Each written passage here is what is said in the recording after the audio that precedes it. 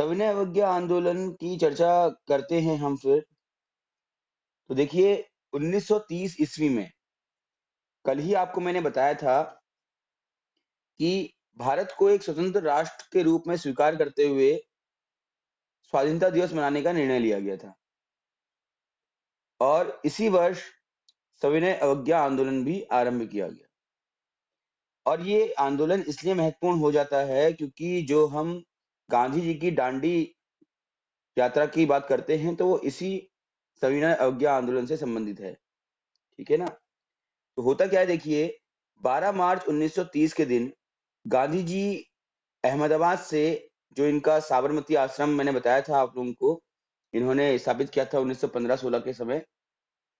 तो वहां से अपने कुछ साथियों के साथ, लगभग 78 जो इनके साथी हैं या सदस्य हैं, उनके साथ दांडी की ओर पैदल चलना शुरू करते हैं। तो ये प्रश्न पूछा जाएगा कि दांडी यात्रा कहाँ से आरंभ हुई? तो साबरमती से आरंभ हुई और कहाँ तक गई? दांडी तक गई। दांडी है कहाँ, ये भी आप लोग जान लीजिए। तो दांडी अहमदाबाद से लगभग 385 किलोमीटर, बहुत दूर होता है। अगर आप हल्द्वानी से बात करें तो हल्द्वानी से देहरादून भी इतना दूर नहीं है, राइट? हल्द्वानी से दिल्ली भी इतना दूर नहीं है, जो कि दांडी अहमदाबाद से है। ठीक है, तो 385 किलोमीटर दूर ये भारत के पश्चिम समुद्री तट पर स्थित एक स्थान है और साबरमती से इस स्थान तक की जो यात्रा है उसको दांडी यात्रा कहा जाता है। ओके, तो गांधी जी क्या करते हैं, 12 मार्च को चलना आरंभ करते हैं 1930 में। तो 12 मार्च से चलते चलते चलते चलते 6 अप्रैल को ये दांडी में पहुंच जाते हैं।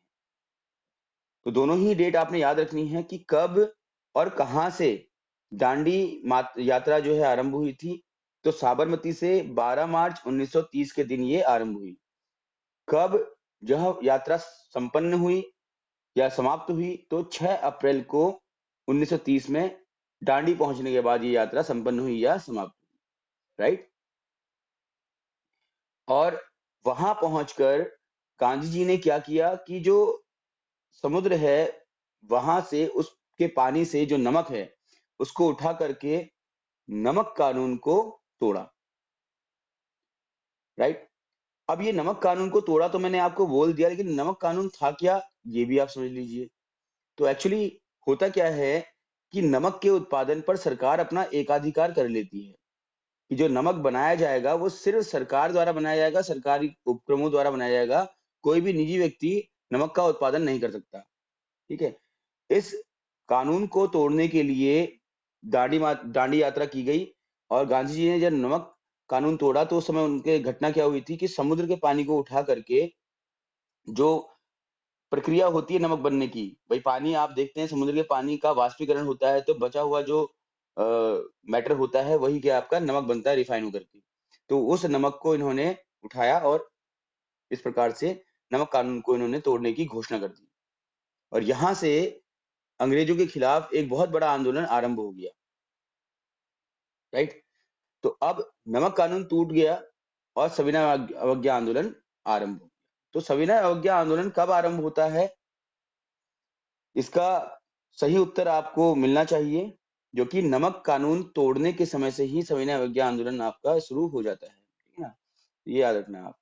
तमिलनाडु में एक चक्रवर्ती राजगोपालाचारी जो है, उन्होंने भी दांडी यात्रा की तरह ही एक यात्रा चलाई।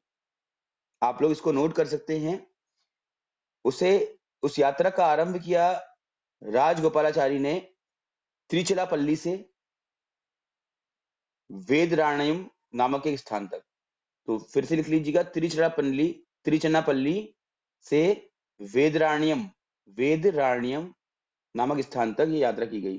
तो आपसे प्रश्न पूछा जा सकता है परीक्षा में कि गांधी जी द्वारा शुरू की गई या संपन्न की गई दांडी यात्रा के समान तमिलनाडु में कौन सी यात्रा है या किस व्यक्ति ने की है? तो चक्रवर्ती राजगोपालाचारी, जिनको सी राजगोपालाचारी भी कहते हैं, जो कि आगे आप कई बार नाम सुनेंगे इनका। त्रिचनापल्ली से लेकर के वेदरायणयम तक यह यात्रा हुई थी। ठीक है,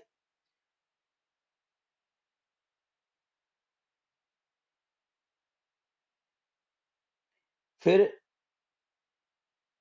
धरासना गुजरात में सरोजिनी नायडू, जो कि कांग्रेस की प्रथम अध्यक्ष के नाम से भी जानी जाती है, प्रथम भारतीय विशेषकर, ने नमक के सरकारी भंडार तक नमक का नेतृत्व किया।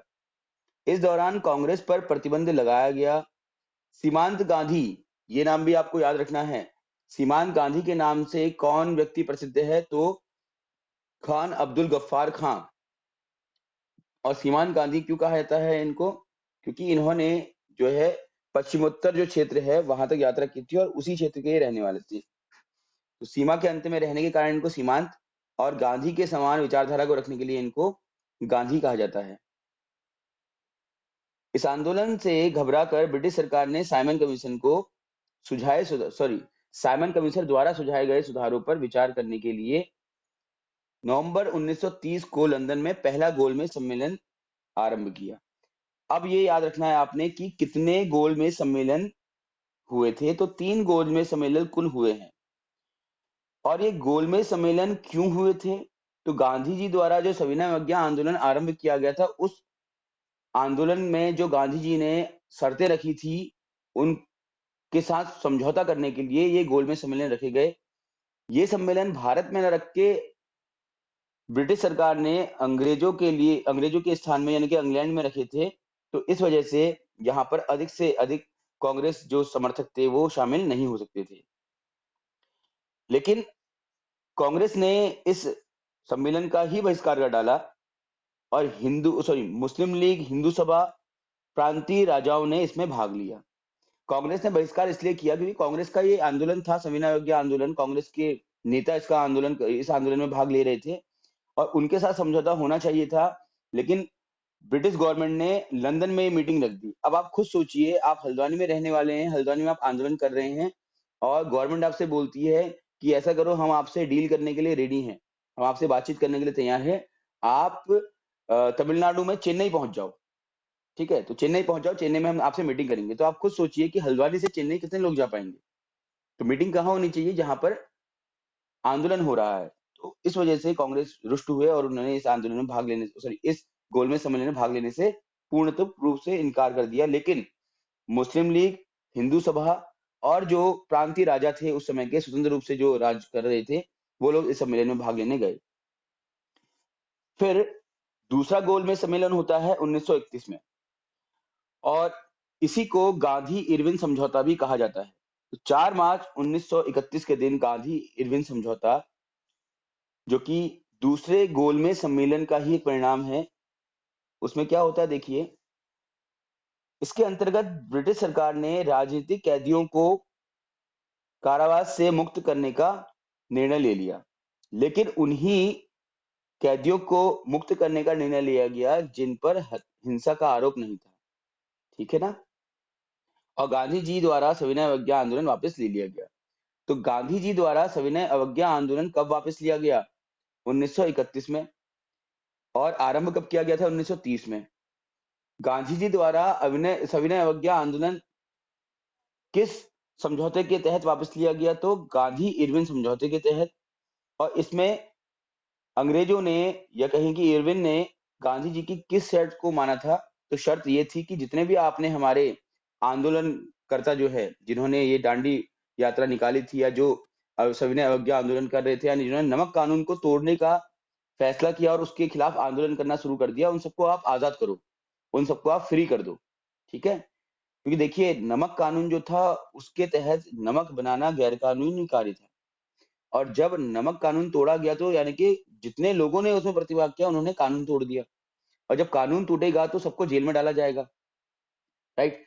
तो उन सबको जेल में डाल दिया गया। इस बात से आहत गांधी जी ने फिर उनकी रिहाई के लिए क्या किया? इनसे समझौता किया। और लेकिन जिन्होंने हिंसा की किन्हीं कारणों से उनको आसानी से छोड़ा नहीं गया और उनको जेल में डाल करके बाकी लोगों को छोड़ दिया गया। जैसा कि आपने देखा होगा, अभी बीच में जो सीएए के लिए जो आंदोलन हो रहा था, तो यूपी गवर्नमेंट ने क्या किया? जिन्होंने तोड़-फोड़ की थी उनको जेल में डाल दिया और बाकी लोगों को छोड़ दिया। ऐसा हुआ था, नहीं हुआ था? आप लोगों को पता ही होगा, अभी घटनाक्रम आप देखते ही हैं। तो इसी प्रकार से आप याद कर सकते हैं कि अहिंसक अहिंसक रूप से आंदोलनरत जो लोग थे जो गांधी जी के समर्थक थे, उनको तो जेल से रिहा कर दिया गया, लेकिन जिन्होंने हिंसात्मक कार्रवाई की थी, उनको रिहा नहीं किया गया। दूसरा जो गोलमेज सम्मेलन है, वो 7 सितंबर 1931 तक चला, और लेकिन इस सम्मेलन में कुछ खास बातें नहीं रखी गई थी, कुछ खास चर्चा के विषय नहीं थे, तो इस वजह से गांधी जी ने इस सम्मेलन को असफल सम्मेलन कहा। ठीक है, और गांधी जी बड़े निराश होकर के इस सम्मेलन से फिर वापस भारत लौट आए। तो 28 दिसंबर 1931 के दिन इस सम्मेलन के बाद दोबारा सविनय अवज्ञा आंदोलन शुरू कर दिया गया। भाई साफ बात है कि आंदोलन को रद्द करने के लिए जो शर्तें रखी गई हैं, अगर वो शर्तें नहीं मानी जाएंगी तो आंदोलन रद्द कैसे हो जाएगा। जैसे आप देख रहे हैं ना, अभी किसान आंदोलन चल रहा है, आपके सामने की सारी बातें हैं, आप लोग अपने आसपास ऑब्जर्वेशन कीजिए तो आप सीख जाएंगे। तो किसान आंदोलन चल रहा है, किसान आंदोलन में लगभग 3 बार हेड टू हेड बातचीत हो चुकी है सरकार की किसानों से, लेकिन किसान जो मांग रख रहे हैं अपनी, वो मांग नहीं मानी जा रही है, और जो सरकार है वो अपनी तरफ से कुछ कुछ अलग अलग मांगे उनके चलते उनके लिए उनको लॉलीपॉप टाइप का दे दे रही है। तो क्या हो रहा है कि किसान रुष्ट हो रहे हैं और वो आंदोलन दोबारा से करना शुरू कर दे रहे हैं। तो यही काम हुआ कि गांधी जी ने जहां एक और सविनय अवज्ञा आंदोलन को रद्द करने की बात कही थी, स्थगित करने की बात की थी, उसको उन्होंने दोबारा आरंभ कर दिया, क्योंकि उनकी जो विशेष जो बातें थी वो सरकार द्वारा नहीं मानी गई। फिर आते हैं हम तीसरा गोलमेज सम्मेलन पर। तो तीसरा गोलमेज सम्मेलन 17 नवंबर 1932 के दिन आरंभ होता है, और इसमें कांग्रेस की तरफ से कोई भी किसी प्रकार का कोई इंटरेस्ट नहीं दिखाया जाता है। राइट। तो इस प्रकार से 3 गोलमेज सम्मेलन होते हैं, जिनमें से दूसरे गोलमेज सम्मेलन का महत्व बहुत ज्यादा है, क्योंकि इसी को हम इरविन गांधी समझौता भी कहते हैं, जिसके तहत इरविन ने गांधी जी के समर्थन में चलाए जा रहे सविनय अवज्ञा आंदोलन के जितने भी कार्यकर्ता थे, उनको आजाद करने का, उनको रिहा करने का निर्णय लिया, लेकिन उन्हीं लोगों को रिहा करने की बात कही जिन्होंने हिंसा नहीं की होगी। ठीक है, तो अब चलते हैं हम भारत छोड़ो आंदोलन की तरफ।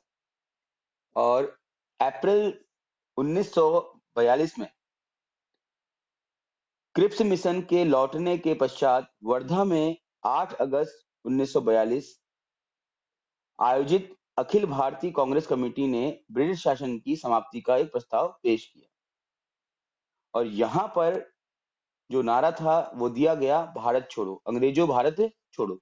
तो अंग्रेजों भारत छोड़ो का नारा किस आंदोलन के तहत दिया गया? तो भारत छोड़ो आंदोलन, बहुत सामान्य सी बात है, ये तो कोई भी बता देगा आसानी से, है ना। लेकिन किस घटना के बाद ये आंदोलन आरंभ हुआ? तो क्रिप्स मिशन के लौटने के पश्चात ये जो आंदोलन है वो आरंभ हुआ। ठीक है, हुआ क्यों?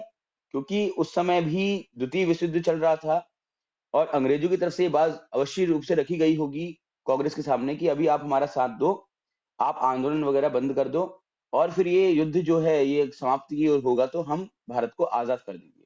लेकिन जो क्रिप्स मिशन आया उसमें आजादी की कोई बात रखी ही नहीं गई थी, तो इस वजह से फिर ये आंदोलन छेड़ना पड़ा, ये आंदोलन चलाना पड़ा, और इसमें दोबारा से गांधी जी ने प्रतिभाग किया और ये फैसला लिया कि अब भारत को हम वो सॉरी अंग्रेजों को हम भारत से बाहर निकाल कर ही रहेंगे, और इस प्रकार से अंग्रेजों भारत छोड़ो के नारे के साथ ये आंदोलन आरंभ हो गया। अहिंसात्मक जन आंदोलन आरंभ करने की स्वीकृति के साथ भारत छोड़ो प्रस्ताव को अगस्त प्रस्ताव भी कहा जाता है। तो अगस्त प्रस्ताव किसे कहा जाता है और किस वर्ष की अगस्त में ये आरंभ हुआ था? तो उत्तर है भारत छोड़ो प्रस्ताव को, जिसमें अंग्रेजों से भारत छोड़ने के लिए कहा गया था, उसे अगस्त प्रस्ताव भी कहा जाता है, क्योंकि यह प्रस्ताव 8 अगस्त 1942 में लाया गया था। ठीक है, याद रहना चाहिए आप लोगों को।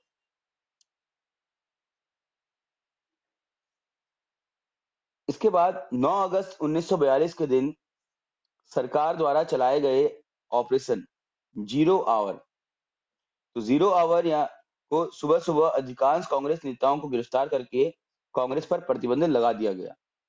अब जो आंदोलन चलाया जा रहा था, 8 अगस्त को ही प्रस्ताव दिया गया कि भारत छोड़ो करके, और उसके अगले दिन ज्यादा ये विकराल रूप ना ले ले, इस बात से घबरा करके अंग्रेजों ने जितने भी कांग्रेसी नेता थे जो आंदोलन में शामिल होने वाले थे, उनको सुबह सुबह उठा लिया। ठीक है, आंदोलन आरंभ होने से पहले ही इन्होंने क्या किया, जीरो आवर ऑपरेशन चलाया और इनको उठा लिया। तो यहाँ पर अब जीरो आवर ऑपरेशन की महत्ता बढ़ जाती है। तो जीरो आवर ऑपरेशन किया है, इसका संबंध किससे है? तो जीरो आवर ऑपरेशन का संबंध अगस्त प्रस्ताव या भारत छोड़ो प्रस्ताव से है, क्योंकि 8 अगस्त 1942 के दिन कांग्रेस द्वारा भारत छोड़ो प्रस्ताव रखा गया और उसके अगले ही सुबह को 9 अगस्त 1942 के दिन जीरो आवर ऑपरेशन चलाते हुए कांग्रेस के सभी नेताओं को गिरफ्तार कर कांग्रेस पर प्रतिबंध लगा दिया गया। ठीक है। महात्मा गांधी और सरोजनी नायडू को आगा खां पैलेस में बंद कर दिया गया। यहाँ पर 10 फरवरी 1943 के दिन, ठीक है, काफी लंबे समय तक, देखो 9 अगस्त 1942 के दिन गिरफ्तार करके 10 फरवरी 1943 के दिन गांधी जी ने 21 दिन का उपवास करने की घोषणा कर दी। और अब गांधी जी द्वारा इस आंदोलन में करो या मरो का मंत्र भी दिया गया। तो करो या मरो का नारा या मंत्र गांधी जी द्वारा किस आंदोलन में दिया गया? भारत छोड़ो आंदोलन में। दूसरा प्रश्न, करो या मरो का नारा या मंत्र किसके द्वारा दिया गया? तो गांधी जी द्वारा दिया गया। ठीक है। नारों में भारत छोड़ो गुणता सुनाई दी और 1942 में कांग्रेस के बंबई अधिवेशन में मौलाना अब्दुल कलाम द्वारा की गई, जो कि ग्वालियर टैंक मैदान पर आयोजित की गई थी। तो भारत छोड़ो आंदोलन के दौरान कांग्रेस का अधिवेशन किस स्थान पर बुलाया गया? तो बंबई पर बुलाया गया। और किस वर्ष बुलाया गया? तो सोचने की आवश्यकता ही नहीं है, भारत छोड़ो आंदोलन 1942 में आरंभ हुआ, तो इसी वर्ष ये बुलाया गया होगा। हाँ, महत्वपूर्ण ये रहता है कि कहाँ बुलाया गया और कौन इसके अध्यक्ष बने। जो बंबई में बुलाया गया, बंबई के भी ग्वालियर टैंक मैदान पर ये आयोजित किया गया और इसकी अध्यक्षता की अब्दुल कलाम ने। ठीक है, मौलाना अब्दुल कलाम, जो कि आपके आपके नहीं, हमारे भारत के प्रथम शिक्षा मंत्री के रूप में भी जाने जाते हैं। 1940 से 45 के बीच कांग्रेस के कोई नियमित अधिवेशन नहीं हुए थे। ये बात भी आपको याद रखनी है, इंपॉर्टेंट है आप लोगों के लिए। ठीक है। और 6 वर्ष के दौरान अब्दुल कलाम आजाद को ही अध्यक्ष बनाया गया था। तो 1940 से 45 के बीच कोई अधिवेशन नहीं किए गए, कोई वोटिंग नहीं की गई और इन वर्षों में केवल अब्दुल कलाम आजाद ही कांग्रेस के अध्यक्ष रहे। तो प्रश्न ये भी पूछा जा सकता है आपसे कि भारत छोड़ो आंदोलन के समय अध्यक्ष कौन थे? तो आपको याद है, अब्दुल कलाम आजाद इसके अध्यक्ष थे। तो 1940 से 45 के बीच में कांग्रेस की अध्यक्षता किसने की? तो अब्दुल कलाम आजाद ने इसकी अध्यक्षता की। ठीक है, याद रखेंगे आप लोग इसे। अधिवेशन 1946, तो 1946 के अधिवेशन में कांग्रेस अधिवेशन जो कि मेरठ में बुलाया गया था, इसकी अध्यक्षता करने का श्रेय जाता है जीवी कृपलानी को। और 1948 में स्वतंत्र भारत में कांग्रेस का प्रथम अधिवेशन कहाँ बुलाया गया? प्रश्न ऐसे ही पूछ सकता है आपसे, हाँ, कि स्वतंत्र भारत में या भारत की स्वतंत्रता के उपरांत कांग्रेस का प्रथम अधिवेशन कहाँ बुलाया गया? तो जयपुर में बुलाया गया और इसकी अध्यक्षता की पट्टाभी सीतारमैया ने। ठीक हो गया। 1942 जो कि आपका प्रमुख वर्ष है, भारत छोड़ो आंदोलन इस समय चलाया गया और ये अंतिम आंदोलन था। इसके बाद भारत को आजादी मिल गई थी। तो 1942 के समय देश के अनेक क्षेत्रों में, जैसे बलिया है यूपी का, सतारा है महाराष्ट्र में, धारवाड़ है कर्नाटका का, बालासोर है उड़ीसा में तथा तामल्लुक है बंगाल में, आदि में ब्रिटिश शासन को मुक्त कर समांतर सरकारें स्थापित कर दी गई। और 1942 में ही सर्वप्रथम बलिया यूपी में चीतू पांडे के नेतृत्व में पहली समांतर सरकार स्थापित की गई। ठीक है। और ये समांतर सरकारें लगभग 1945 तक चली। यह आंदोलन मूलतः युवा वर्ग, मजदूर और छात्रों का विद्रोह था। तो भारत छोड़ो आंदोलन में प्रमुख जो वर्ग थे, कौन कौन थे? तो युवा वर्ग थे सारे के सारे हमारे, साथ ही साथ मजदूर वर्ग थे और छात्र इसमें सम्मिलित थे। द्वितीय विश्व युद्ध के समय जयप्रकाश नारायण, अशफाक अली और राम मनोहर लोहिया द्वारा विविध गतिविधियां की गई थी। द्वितीय विश्व युद्ध के बाद क्रांतिकारी गतिविधियां की गई। ये उतना महत्वपूर्ण आप लोगों के लिए नहीं रहता है। तो आज के इस सेशन में हम सिर्फ सविनय अवज्ञा आंदोलन और भारत छोड़ो आंदोलन की ही कुछ चर्चा कर रहे थे। तो आप लोगों के लिए ये काफ़ी है, अपने आप में काफ़ी सारे फैक्ट आपको से मिलते हैं। सविनय अवज्ञा आंदोलन का आरंभ जहाँ एक और जो नमक कानून है, वहाँ से होता है और गोलमेज सम्मेलन तक ये चलता है, ठीक है? जिसमें द्वितीय गोलमेज सम्मेलन बहुत महत्वपूर्ण है क्योंकि इस समय गांधी जी के साथ इरविन का एक समझौता हुआ था। उस समझौते में क्या-क्या बातें कही गई, ये आपको याद रखनी है। इसके बाद भारत छोड़ो आंदोलन की जब हम बात करते हैं, तो भारत छोड़ो आंदोलन में गांधी जी ने कौन-सा मंत्र दिया था? तो करो या मरो का मंत्र था, ठीक है? इसके अतिरिक्त उस आंदोलन के समय गांधी जी और गांधी जी के साथ किसे जेल में डाल दिया गया और साथ ही साथ उस समय कांग्रेस का अधिवेशन किस स्थान पर हुआ, उसकी अध्यक्षता किसने की? ये सारी ही बातें आप लोगों के लिए महत्वपूर्ण हो जाती हैं, ठीक है? चलिए फिर आज हम इसको यहीं पर ओवर करते हैं और बाकी जो इसके बाद की कुछ बातें हैं, मुख्य बातें, वो हम फिर कल डिस्कस करेंगे, ठीक है? Okay, thank you all.